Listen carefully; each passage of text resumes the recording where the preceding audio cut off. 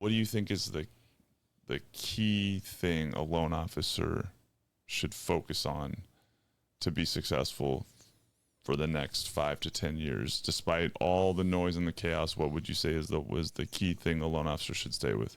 Relationships. It's easy. Relationships. If you have relationships with realtor partners and they trust you, they're going to refer you. If you have relationships with your data bank, the people who have served you in the past, and you stay relational with them, then they are going to refer you.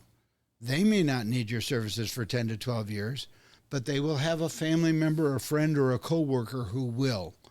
And we this business is so simple when you really think about it. And Phil M. Jones does a great job of explaining it.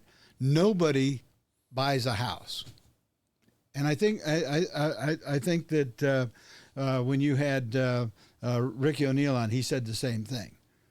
They buy a house because, Yep.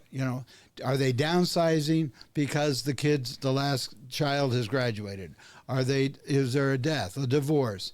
Are there diapers, diplomas? All of the D's that are covered in all of the, Keller did a great job in putting those in his books, and then there's the R's, retirement and relocation. If you are in a relationship with your clients, you care about those things. If you're in a relationship with your client and you have a data bank of, say, 300 people, because you've done, let's say 20 loans a year for, over 10 years, even though you may be a medium producer in the lending world at that point, those 300 relationships or 200 to 300 relationships, I absolutely promise you, if it's only 200 in your database, I absolutely promise you that those 200 people know about 20 transactions that are going to occur this year. And the clients all tell us in the surveys that they like us, 74%, 80%, you've seen the studies. And yet the practice is that less than 15 to 17% actually go back and reuse the lender or the realtor that they had before. Well, if they like you and they're not using you, that's because you fell out of flow. You're no longer in a relationship with them.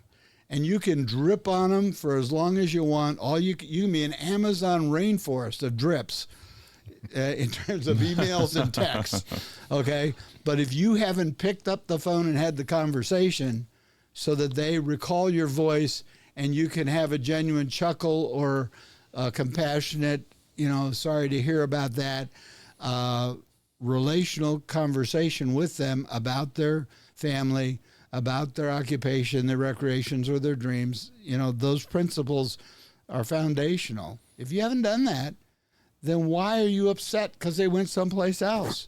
Because you didn't keep the relationship.